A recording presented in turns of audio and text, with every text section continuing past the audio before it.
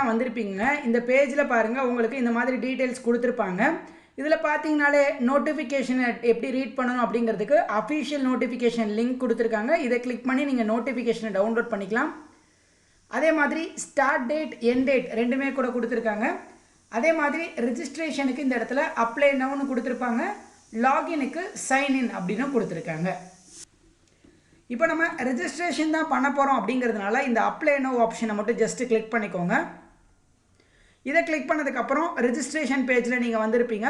இப்போ ரெஜிஸ்ட்ரேஷனில் applicant full name as per SSLC அப்படின்னு கேட்டிருக்காங்க. அதாவது உங்கள் 10th மார்க் ஷீட்டில் உங்கள் நேம் எப்படி இருக்குன்னு 10th மார்க் ஷீட்டில் எப்படி இருக்கோ அதே மாதிரி கொடுத்துட்டு இந்த இடத்துல இனிஷியலாக கொடுத்துக்கோங்க. அடுத்து உங்களோட இமெயில் ஐடி கேட்டிருக்காங்க. உங்களோட இமெயில் ஐடியை ப்ராப்பராக கொடுத்துக்கோங்க. இமெயில் ஐடிக்கு கீழே போனீங்கன்னா மொபைல் நம்பர் கேட்டிருப்பாங்க. இதில் உங்களோட மொபைல் நம்பரையும் கொடுத்துக்கோங்க. இப்போ இதை கொடுத்ததுக்கப்புறம் வெரிஃபை இமெயில் இருக்குல்ல, இந்த ஆப்ஷனை வந்து ஜஸ்ட்டு கிளிக் பண்ணுங்கள். இப்போ பார்த்தீங்கன்னா எஸ் சென்ட் ஓடிபி அப்படிங்கிற ஆப்ஷனை கிளிக் பண்ணிங்கன்னா உங்களோட மெயில் ஐடிக்கு அவங்க ஒரு ஓடிபி சென்ட் பண்ணியிருப்பாங்க. மெயிலுக்குள்ளே போய் அந்த ஓடிபியை பார்த்துட்டு அதை வந்து இங்கே என்ட்ரு பண்ணுங்கள். ஸோ ஓடிபி என்ட்ரு பண்ணிவிட்டு வெரிஃபை ஆப்ஷனை கிளிக் பண்ணுங்கள். இமெயில் வெரிஃபை ஆகிடும். அதே மாதிரி மொபைல் நம்பருக்கும் ஓடிபி அனுப்புவான்னு சொல்லுவாங்க. எஸ் சென்ட் ஓடிபி கொடுத்து மொபைல் நம்பரையும் வெரிஃபை பண்ணுங்கள். இப்போ இதையும் கொடுத்துட்டு வெரிஃபை ஆப்ஷனை கிளிக் பண்ணால் மொபைல் நம்பர் வெரிஃபை ஆகிடும். இப்போது சப்மிட் ஆப்ஷனை கிளிக் பண்ணுங்கள். இப்போ பாருங்கள், you have completed the basic registration for municipal administration and water supply department. Your user ID and password are sent your email and mobile நம்பர்னு கொடுத்துருப்பாங்க. ஓகே கொடுத்துக்கோங்க. இப்போ இதை ஓகே கொடுத்த உடனே பார்த்தீங்கன்னா உங்களோட மெயில் ஐடிக்கு பாஸ்வேர்டு மொபைல் நம்பரும் வந்திருக்கும். இப்போ ஒருவேளை நீங்கள் பாஸ்வேர்டை சேஞ்ச் பண்ணால் இந்த சேஞ்ச் பாஸ்வேர்டை கிளிக் பண்ணிக்கோங்க. அப்ளை பண்ணுறதுக்கு ஜஸ்ட்டு கண்டினியூ டு அப்ளை அப்படிங்கிற ஆப்ஷனை கொடுத்துக்கோங்க. இப்போ இதை கொடுத்தீங்கன்னா ஃபஸ்ட்டு இம்பார்ட்டன்ட் டேட்ஸ் பேஜில் போயிருப்பீங்க. இந்த இம்பார்ட்டன்ட் டேட்ஸ் பேஜை கிளிக் பண்ணிக்கோங்க. கிளிக் பண்ணிங்க அப்படின்னா நோட்டிஃபிகேஷன் நேமு, நோட்டிஃபிகேஷனை ரீட் பண்ணிட்டீங்களா அப்படிலாம் கேட்டிருப்பாங்க. இதுக்கு பக்கத்தில் இருக்க செக் பாக்ஸை கிளிக் பண்ணிவிட்டு நெக்ஸ்ட் ஆப்ஷனை கிளிக் பண்ணிக்கோங்க. இப்போ அடுத்து பார்த்தீங்கன்னா அட்ரஸ் டீட்டெயில்ஸ் பேஜில் வந்திருப்போம். இதில் பார்த்தீங்கன்னா ஃபஸ்ட்டு ஜெண்டர் கேட்டிருப்பாங்க. ஜெண்டரில் மேல்னா மேல், ஃபீமேல்னா ஃபீமேல் கொடுத்துக்கோங்க. இப்போ நீங்கள் மேலே செலக்ட் பண்ணியிருக்கீங்க, கரெக்டானு கேட்டிருக்காங்க, எஸ் கொடுத்துக்கோங்க. அடுத்து வேலிட் ஐடி ப்ரூஃப் கேட்குறாங்க. பேன் கார்டு, ஆதார் கார்டு ஏதாவது நீங்கள் கொடுக்கலாம். ஸோ இதில் எந்த ஐடி ப்ரூஃப் உங்ககிட்ட இருக்கோ அதை கொடுத்துட்டு அந்த ஐடி ப்ரூஃபோட நம்பரை வந்து கீழே என்ட்ரு பண்ணிக்கோங்க. அடுத்து பார்த்தீங்கன்னா உங்களோட mark sheet, date of birth கேட்டிருக்காங்க. எஸ்எஸ்எல்சி மார்க் ஷீட் படி உங்கள் டேட் ஆஃப் பர்த் எப்படி இருக்குன்னு கேட்டிருக்காங்க. உங்கள் 10th மார்க் ஷீட்டை கையில் எடுத்து அதில் பார்த்தீங்கன்னா உங்கள் டேட் ஆஃப் பர்த் எப்படி இருக்கோ அதே மாதிரி கொடுத்துக்கோங்க. ஃபஸ்ட்டு இயர் கேட்டிருக்காங்க. நீங்கள் எந்த இயர் பிறந்தீங்களோ அந்த இயரு. அடுத்து மந்த்து கேட்டிருக்காங்க. இதில் மந்த்தை வந்து நீங்கள் செலக்ட் பண்ணிக்கோங்க. அடுத்து டேட்டை செலக்ட் பண்ணிக்கோங்க. கொடுத்தீங்கன்னா உங்கள் டேட் ஆஃப் பர்த் கரெக்டானு கேட்பாங்க. கரெக்டாக பார்த்துக்கோங்க. ஃபஸ்ட்டு இருக்கிறது டேட்டு, நடுவில் இருக்கிறது மந்த்து, லாஸ்ட்டில் இருக்கிறது இயர். கரெக்டாக இருந்துச்சுன்னா எஸ் கொடுத்து கொட்டிங்கன்னா உங்களோட ஏஜ் எவ்வளோ அப்படிங்கிறது ஆக்சுவலாக வந்துடும். வந்ததுக்கப்புறம் கீழே ஸ்க்ரால் பண்ணிங்கன்னா ஃபாதர்ஸ் நேம், அப்பாவோட பேர் கேட்டிருக்காங்க. அப்பாவோட பேர் கொடுத்துக்கோங்க. அப்பா பேர் கொடுத்ததுக்கப்புறம் இந்த இடத்துல இனிஷியல் கேட்டிருப்பாங்க. இந்த இடத்துல இனிஷியல். அதே மாதிரி அடுத்து அம்மா பேரை கொடுத்துட்டு அதே மாதிரி ஒரு இனிஷியலையும் இந்த பக்கம் கொடுத்து விட்ருங்க. அடுத்து இந்த பக்கம் நேஷ்னாலிட்டி கேட்டிருக்காங்க. இதில் நீங்கள் இந்தியனாக தான் இருப்பீங்க. ஸோ இந்தியனு கொடுத்துட்டு நேட்டிவ் டிஸ்ட்ரிக்ட் கேட்டிருக்காங்க. உங்களோட சொந்த ஊர் எதுன்னு, உங்களோட சொந்த ஊர் எதோ அதை கொடுத்துக்கோங்க. அடுத்து என்ன ரிலீஜன் அப்படின்னு கேட்டிருக்காங்க. ஹிந்துனா ஹிந்து, முஸ்லீம்னா முஸ்லீம், கிறிஸ்டின் புத்திஸ்ட்னா புத்திஸ்ட்டுன்னு கொடுத்துக்கோங்க. ஸோ அதை கொடுத்து முடிச்சுட்டு பார்த்தீங்கன்னா கீழே மதர் டங் கேட்டிருக்காங்க. தாய்மொழி எதுன்னு கேட்டிருக்காங்க. ஸோ தமிழாக தான் இருக்கும், தமிழ்னு கொடுத்துக்கோங்க. அடுத்து மேரிஷியல் ஸ்டேட்டஸ், மேரிடா அன்மேரிடான்னு கேட்டிருக்காங்க. சிங்கிள்னா சிங்கிள், மேரிட்னா மேரிட்னு கொடுத்துக்கோங்க. அடுத்து கம்யூனிட்டி கேட்டிருக்காங்க. கம்யூனிட்டியில் நீங்கள் எஸ்சியா, எஸ்டியா, எஸ்சிஏவா, எம்பிசியா, பிசியா, ஜென்ரல் கேட்டகிரியான்னு கேட்டிருக்காங்க. ஸோ நீங்கள் என்ன கேட்டகிரியோ அதை கிளிக் பண்ணிவிட்டு இந்த இடத்துல பாருங்கள் செலக்ட் த கரெக்ட் கம்யூனிட்டின்னு கொடுத்துருப்பாங்க. கரெக்டாக நீங்கள் செலக்ட் பண்ணணும் அப்படின்னு சொல்லியிருக்காங்க. ஸோ எஸ் கொடுத்துக்கோங்க கரெக்டாக செலக்ட் பண்ணியிருந்தீங்கன்னா. இப்போ பார்த்தீங்கன்னா கம்யூனிட்டி சர்டிஃபிகேட் வந்து கவர்மெண்ட் ஆஃப் தமிழ்நாடால் இஷ்யூ பண்ணியிருக்காங்களா அப்படின்னு கேட்டிருக்காங்க. கம்யூனிட்டி சர்டிஃபிகேட் நம்ம தமிழ்நாட்டில் வாங்கியிருந்தீங்கன்னா எஸ் இஷ்யூட் இன் தமிழ்நாடுன்னு கொடுத்துட்டு சப்காஸ்ட் என்ன அப்படின்னு கேட்டிருக்காங்க. ஸோ என்ன சப்காஸ்ட்டோ அதை வந்து நீங்கள் கொடுத்துக்கோங்க. இதுக்கப்புறம் பார்த்தீங்கன்னா community certificate issued by competent authority அப்படின்னு கொடுத்துருக்காங்க. கம்யூனிட்டி சர்டிஃபிகேட் யார் கொடுத்தாங்க அப்படின்னு இருக்கும். இது வந்து உங்களோட கம்யூனிட்டி சர்டிஃபிகேட்லேயே செக் பண்ணிங்கனாலே அதிலே பார்த்தீங்கன்னா கீழே கொடுத்துருப்பாங்க deputy tahsildar, zonal deputy tahsildar சொல்லிட்டு. ஸோ யார் கொடுத்தாங்களோ அதை கொடுத்துட்டு உங்களோட கம்யூனிட்டி சர்டிஃபிகேட் எந்த டேட்டில் இஷ்யூ பண்ணாங்க, கம்யூனிட்டி சர்டிஃபிகேட் நம்பர் என்ன அப்படிங்கிறதெல்லாம் கொடுத்துக்கோங்க. அதுக்கப்புறம் இந்த இடத்துல ஒரு செக் பாக்ஸ் இருக்குல்ல, இதை கிளிக் பண்ணிவிட்டு நெக்ஸ்ட் ஆப்ஷனை கொடுத்துக்கோங்க. ஸோ இப்போ இதை நீங்கள் கொடுத்ததுக்கப்புறம் இந்த பேஜில் வந்திருப்பீங்க அட்ரஸ் பேஜ். இதில் பார்த்தீங்கன்னா கம்யூனிகேஷன் அண்டு பெர்மனண்ட் அட்ரஸ் ரெண்டுமே கேட்டிருக்காங்க. ஸோ அட்ரஸை பொறுத்தளவுக்கு ஃபஸ்ட்டு நீங்கள் டோர் நம்பர் கொடுத்துக்கோங்க. அதுக்கப்புறம் என்ன ஸ்ட்ரீட் அப்படின்ற ஸ்ட்ரீட் நேமும் கொடுத்துட்டு அதுக்கு கீழே சிட்டியா வில்லேஜான்னு கேட்டிருக்காங்க. சிட்டினா சிட்டியோட நேமு, வில்லேஜ்னா வில்லேஜோட நேமை டைரெக்டாக டைப் பண்ணிக்கோங்க. அடுத்து டிஸ்ட்ரிக்ட் கேட்டிருக்காங்க, எந்த டிஸ்ட்ரிக்ட் அப்படிங்கிறத சூஸ் பண்ணிக்கோங்க. அடுத்து ஸ்டேட் கேட்டிருக்காங்க, தமிழ்நாடா அதர் தென் தமிழ்நாடுன்னு கொடுத்துட்டு பின்கோடு கேட்டிருக்காங்க, உங்கள் ஊரோட பின்கோடு கொடுத்துக்கோங்க. இப்போது உங்களோட கம்யூனிகேஷன் அட்ரஸும் ஒரு காமன் தான் அப்படின்னா நீங்கள் ஜஸ்ட் இந்த செக் பாக்ஸ் கிளிக் பண்ணிங்கன்னா வேறு பண்ணிக்கோங்க. ஃபில் பண்ணி முடிச்சுட்டு இந்த இடத்துல அகைன் இருக்க இந்த செக் பாக்ஸை கிளிக் பண்ணி நெக்ஸ்ட் ஆப்ஷனை கொடுத்துக்கோங்க. இப்போ அடுத்து ஸ்பெஷல் கேட்டகிரி டீட்டெயில்ஸ் பேஜில் வந்திருப்பீங்க. ஃபஸ்ட்டு எடுத்தோடனே நீங்கள் மாற்றுத்திறனாளியான்னு கேட்டிருக்காங்க. மாற்றுத்திறனாளியாக இருந்தால் எஸ் இல்லை நோ. அடுத்து பாருங்கள், நீங்கள் தமிழ் எலிஜிபிலிட்டி டெஸ்ட் எழுதுறதுலேருந்து விலக்கு கோருகிறீர்களா அப்படின்னு கேட்டிருக்காங்க. இதுக்கு ஜிஓ 49 ஒன்று கொடுத்துருக்காங்க. அந்த ஜிஓ உங்களுக்கு வருமானு கேட்டிருக்காங்க. வந்துச்சுன்னா எஸ் இல்லை நோ. அடுத்து எக்ஸ் ஹவுஸ்மேன் கேட்டிருக்காங்க. ஒருவேளை நீங்கள் எக்ஸ் ஹவுஸ்மேன் இருந்தால் எஸ் கொடுத்துக்கோங்க, இல்லை நோ கொடுத்துட்டு இந்த இடத்துல இருக்க செக் பாக்ஸை கிளிக் பண்ணிவிட்டு சப்மிட் ஆப்ஷனை கிளிக் பண்ணுங்கள். அடுத்து எம்ப்ளாய்மெண்ட் டீட்டெயில்ஸ் பேஜில் வந்திருப்பீங்க.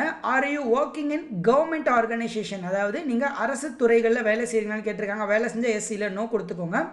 அப்படி நீங்கள் வேலை செய்யலைன்னு கொடுத்தீங்கன்னா எம்ப்ளாய்மெண்ட் ஸ்டேட்டஸ் கேட்டிருப்பாங்க. இப்போ நீங்கள் அன்எம்ப்ளாய்டா இல்லை செல்ஃப் எம்ப்ளாய்டா இல்லை ப்ரைவேட்டாக ஒர்க் பண்ணிட்டுருக்கீங்களான்னு நீங்கள் என்ன பண்ணுறீங்க அப்படிங்கிறத கொடுத்துக்கோங்க. ஒருவேளை நீங்கள் சுயதொழில் பண்ணால் செல்ஃப் எம்ப்ளாய்டுனும், வேலை இல்லைனா அன்எம்ப்ளாய்டுன்னு கொடுத்துக்கோங்க. ப்ரைவேட்டில் ஒர்க் பண்ணால் ப்ரைவேட்னு கொடுத்துட்டு இந்த இடத்துல பாருங்கள் intimation regarding resignation removal dismissal of any அப்படின்னு கொடுத்துருப்பாங்க. அதாவது உங்களை கவர்மெண்ட் எம்ப்ளாயாக இருந்து ரிமூவ் பண்ணியிருக்காங்கன்னு கேட்டிருக்காங்க. இருந்துச்சுன்னா எஸ் இல்லை நோ கொடுத்துட்டு செக் பாக்ஸை கிளிக் பண்ணி சப்மிட் ஆப்ஷனை கிளிக் பண்ணிக்கோங்க. இப்போ அகெயின் பார்த்தீங்கன்னா எஜுகேஷ்னல் குவாலிஃபிகேஷன் டீட்டெயில்ஸ்குள்ளே வந்திருப்பீங்க. இதில் பாருங்கள், நீங்கள் என்ன படிச்சிருக்கீங்க அப்படின்னு கேட்டிருக்காங்க. நீங்கள் என்னென்ன படிச்சிருக்கீங்களோ அதை மட்டும் கொடுங்க. இப்போது 10th டிப்ளமோ முடிச்சிருக்கீங்கன்னா 10th டிப்ளமோ கொடுத்துக்கோங்க. இல்லை 10th டிகிரி முடிச்சிருக்கீங்க, யூஜி டிகிரி, இன்ஜினியரிங்காக இருந்தாலும் யூஜி டிகிரி தான், இல்லை ஆர்ட்ஸ் டிகிரியாக இருந்தாலும் யூஜி டிகிரி தான். அந்த மாதிரினா இது கொடுத்துக்கோங்க. இப்போ நீங்கள் எம்இ படிச்சிருக்கீங்கன்னா பிஜியை கிளிக் பண்ணிக்கோங்க. இப்போ நீங்கள் 10th 12th இன்ஜினியரிங் முடிச்சிருக்கீங்கன்னா இந்த 3ஐயும் மட்டும் சூஸ் பண்ணிக்கோங்க. நீங்கள் 10th டிப்ளமோ இன்ஜினியரிங்னா இதை சூஸ் பண்ணிக்கோங்க. 10th டிப்ளமோ மட்டும்னா இந்த 2 மட்டும் சூஸ் பண்ணிக்கோங்க. அதே மாதிரி 10th 12th டிப்ளமோனா இதை 3ஐயும் சூஸ் பண்ணிக்கோங்க. ஃபஸ்ட்டு உங்களோட 12th மார்க் ஷீட் நம்பர் கேட்டிருக்காங்க. உங்களோட 12th சர்டிஃபிகேட் எடுத்து அதோட மார்க் ஷீட் நம்பர் எடுத்து இந்த இடத்துல கரெக்டாக கொடுத்துக்கோங்க. அடுத்து மோட் ஆஃப் ஸ்டடியில் ரெகுலராக ப்ரைவேட்டில் படிச்சிங்கன்னு கேட்டிருக்காங்க. ரெகுலர்னு கொடுத்து ஸ்கூலோட நேம் கேட்டிருக்காங்க. ஸ்கூலோட நேம் கொடுத்துட்டு போர்டு கேட்டிருக்காங்க. இதில் நம்ம தமிழ்நாடு ஸ்டேட் போர்டு கீழே தான் வரும். ஸோ தமிழ்நாடு ஸ்டேட் போர்டுன்னு கொடுத்துக்கோங்க. ஒருவேளை நீங்கள் சிபிஎஸ்சி அந்த மாதிரி படிச்சிருந்தீங்கன்னா சிபிஎஸ்சியை கூட கொடுத்துக்கோங்க. அதுக்கப்புறமா தமிழை ஒரு பாடமாக எடுத்து படிச்சிருக்கீங்களா அப்படின்னு கேட்டிருக்காங்க. கண்டிப்பாக நமக்கு 10th சமச்சீராக இருந்தால் தமிழ் ஒரு பாடமாக இருந்திருக்கும். ஸோ எஸ் கொடுத்துக்கோங்க. ஒருவேளை சிபிஎஸ்சி அந்த மாதிரி இருந்துச்சுன்னா நோ கொடுத்துக்கலாம். கொடுத்துட்டு அடுத்து month and year of passing கேட்டிருக்காங்க. நீங்கள் எப்போ பாஸ் பண்ணீங்க அப்படின்னு கேட்டிருப்பாங்க. இப்போ நீங்கள் எந்த இயரோ அந்த இயரை செலக்ட் பண்ணிட்டு எந்த மந்த்தோ அந்த மந்த்தை மட்டும் நீங்கள் சூஸ் பண்ணிக்கலாம். சூஸ் பண்ணிட்டு உங்களோட பர்சன்டேஜ் எவ்வளோ அப்படின்னு கேட்டிருக்காங்க. ஸோ எத்தனை பர்சன்டேஜ் அப்படிங்கிறத நீங்கள் கொடுத்துக்கோங்க. அடுத்து இப்போ உங்களோட டிப்ளமோ சர்டிஃபிகேட் டீட்டெயில்ஸ் கேட்டிருக்காங்க. டிப்ளமோ டிகிரி அது எது வேணுமோ அதை நீங்கள் கொடுத்துட்டு அதோட மார்க் ஷீட் நம்பர் கேட்டிருக்காங்க. இப்போது டிகிரி முடிச்சிருந்தீங்கன்னா உங்களோட டிகிரி சர்டிஃபிகேட்டோட மார்க் ஷீட் நம்பர் தான் நீங்கள் கொடுக்கணும். ஒருவேளை டிகிரி சர்டிஃபிகேட் வாங்கலை, நான் ப்ரொவிஷனல் கொடுக்கலாமா அப்படின்னு கேட்டிங்கன்னா ப்ரொவிஷனலில் உங்களுக்கு டிகிரி கம்ப்ளீட் பண்ணிட்டீங்க அப்படின்னு போட்டிருந்தால் நீங்கள் ப்ரொவிஷனல் கொடுங்க. அப்படி இல்லைனா கொடுக்க வேண்டாம். ப்ரொவிஷனல் பற்றி எனக்கும் சரியாக தெரியல, ஆனால் நான் கேட்ட வரைக்கும் டிகிரி சர்டிஃபிகேட் நம்பர் தான் கொடுக்கணும்னு சொல்லியிருந்தாங்க. அடுத்து என்ன டிப்ளமோ கோர்ஸ் முடிச்சிருக்கீங்கன்னு கேட்டிருக்காங்க. ஸோ என்ன டிப்ளமோ அப்படிங்கிறத நீங்கள் கொடுத்துக்கோங்க. அடுத்து எந்த வருஷம் நீங்கள் கிராஜுவேஷன் ஆனீங்க, 2 வருஷம் கோர்ஸ் படிச்சிங்களா 3 வருஷம் டிப்ளமோ படிச்சிங்களான்னு கேட்டிருக்காங்க. 3 வருஷம். இதுவே இன்ஜினியரிங்னா அதே மாதிரி 3 வருஷமா 4 வருஷமானு கேட்டிருப்பாங்க. 3னா 3, 4 வருஷம்னா 4.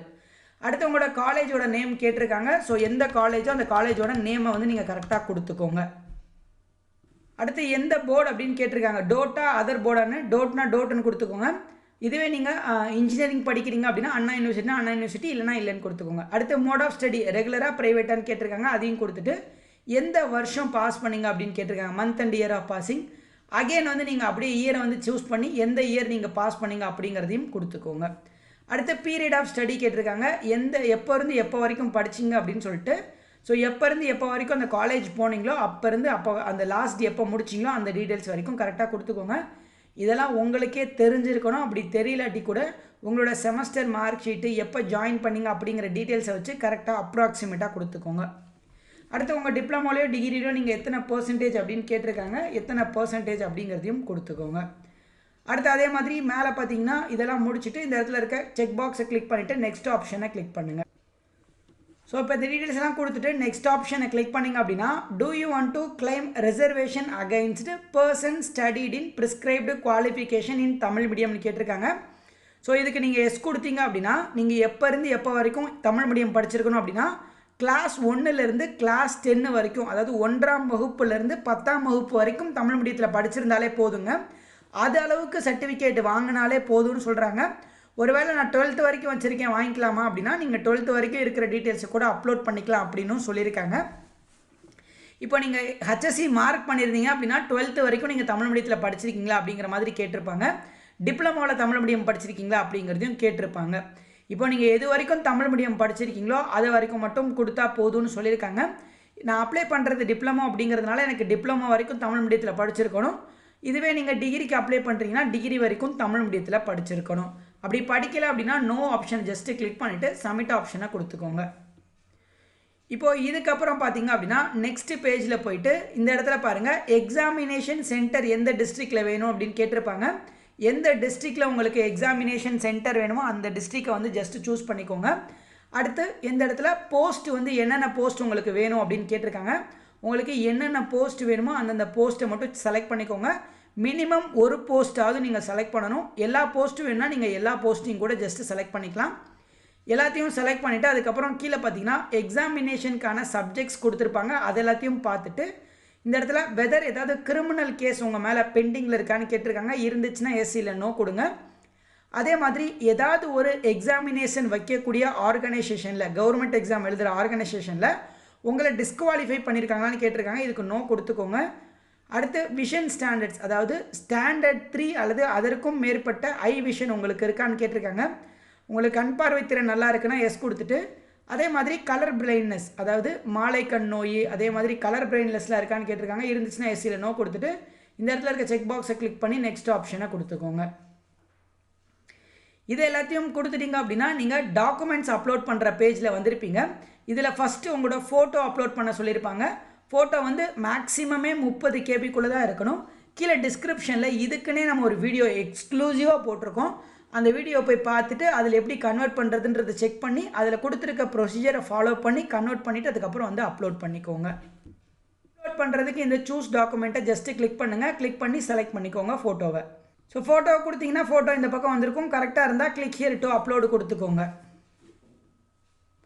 பார்த்தீங்கன்னா ஃபோட்டோ வந்து இப்போ அப்லோட் ஆகிடுச்சு. அடுத்து சிக்னேச்சர் அப்லோட் பண்ணணும். சிக்னேச்சர் அப்லோட் பண்ணுங்கள். அடுத்து பாருங்கள் வேலிட் ஐடி ப்ரூஃப் கேட்டிருக்காங்க. அதுக்கப்புறம் கெசட்டட் காப்பி கேட்டிருக்காங்க. ஒருவேளை நீங்கள் பேர் ஏதாவது மாற்றம் செஞ்சுருந்தீங்கன்னா மட்டும் இதை கொடுக்கணும். இல்லைன்னா இதை விட்டுட்டு இந்த இடத்துல வேலிட் ஐடி ப்ரூஃப்னு கொடுத்துருக்காங்கல்ல, நீங்கள் அப்ளை பண்ணும்போது எந்த ஐடி ப்ரூஃப் வச்சிங்களோ, அதாவது எந்த நம்பர் கொடுத்தீங்களோ அந்த ப்ரூஃப் தான் அப்லோட் பண்ணணும்.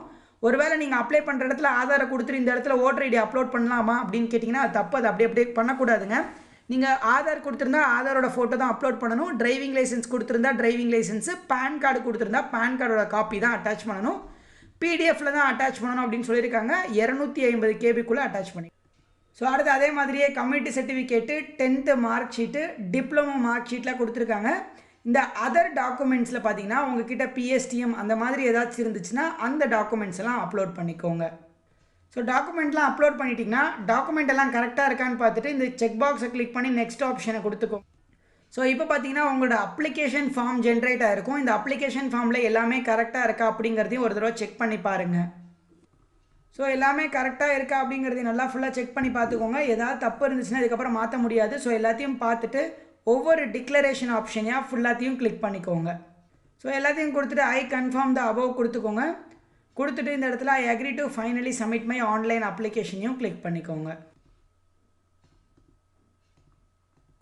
இப்போ பார்த்தீங்கன்னா உங்களோட அப்ளிகேஷன் இதுக்கப்புறம் எடிட் பண்ண முடியாது, ப்ரொசீட் பண்ணலாமான்னு கேட்குறாங்க. Yes I agree to proceed ஆப்ஷனை கிளிக் பண்ணிக்கோங்க. இப்போ அகைன் பாருங்கள் இந்த இடத்துல I agree to finally submit my online application அப்படிங்கிறத கிளிக் பண்ணுங்கள். பார்த்தீங்கன்னா அகைன் வந்து உங்களோட ரெஜிஸ்ட்ரேஷன் ஐடி எல்லாமே ஜென்ரேட் ஆகி வந்திருக்கும். இதில் பார்த்தீங்கன்னா உங்கள் டீட்டெயில்ஸ் எல்லாமே இருக்கும். இன்னொரு தடவை நீங்கள் கொடுத்த டீட்டெயில்ஸ்லாம் எல்லாமே கரெக்டாக இன்னொரு தடவை செக் பண்ணிவிட்டு இந்த இடத்துல இருக்க செக் பாக்ஸை கிளிக் பண்ணிவிட்டு அதுக்கப்புறம் ஐ கன்ஃபார்ம் த அபோ அப்படிங்கிற ஆப்ஷனை ஜஸ்ட்டு கிளிக் பண்ணிக்கோங்க. இப்போ அகைன் வந்து ப்ரொசீட் பண்ணலாமா அப்படின்னு கேட்பாங்க. So yes I agree to proceed கொடுத்துக்கோங்க. இப்போ I agree to finally submit my online அப்ளிகேஷனையும் கிளிக் பண்ணிக்கோங்க. இப்போ பார்த்தீங்கன்னா உங்கள் அப்ளிகேஷன் வந்து சப்மிட்டட் சக்ஸஸ்ஃபுல்லின்னு வந்துருச்சு. டவுன்லோடர் அப்ளிகேஷன் ஃபார்ம் கொடுத்தீங்கன்னா உங்கள் அப்ளிகேஷன் ஃபார்ம் டவுன்லோட் ஆயிரும். ஸோ இந்த அப்ளிகேஷன் ஃபார்மை ஜஸ்ட் QR கோடோடு வந்திருக்கும், அப்படியே வச்சுக்கோங்க. அப்படி இல்லைனா பிரிண்ட் எடுக்கிறதா இருந்தால் கீழே ஸ்க்ரால் பண்ணி பிரிண்ட் ஆப்ஷனை கிளிக் பண்ணுங்கள். இதை கிளிக் பண்ணிங்க அப்படின்னா பிரிண்டிங் பேஜ்குள்ளே போயிடும். ஸோ பிரிண்டிங் பேஜுக்குள்ளே போய் அதை நீங்கள் PDF-ஆக கூட ஜஸ்ட்டு சேவ் பண்ணி வச்சுக்கோங்க பத்திரமா. உங்களோட ஃப்யூச்சர் ரெஃபரன்ஸ்க்கு கண்டிப்பாக இது யூஸ்ஃபுல்லாக இருக்குங்க. ஸோ இந்த மாதிரி தான் இந்த எக்ஸாமினேஷனுக்கு, அதாவது இந்த நகராட்சி மற்றும் குடிநீர் வழங்கல் துறை பரீட்சைக்கு நீங்கள் அப்ளை பண்ணணும். இதை அப்ளை பண்ணும்போது உங்களுக்கு டவுட்ஸ் ஏதாச்சும் இருந்துச்சுன்னா கண்டிப்பாக கமெண்ட்டில் கேளுங்க. மற்றும் ஒரு வீடியோவில் உங்களை சந்திக்கிறேன்.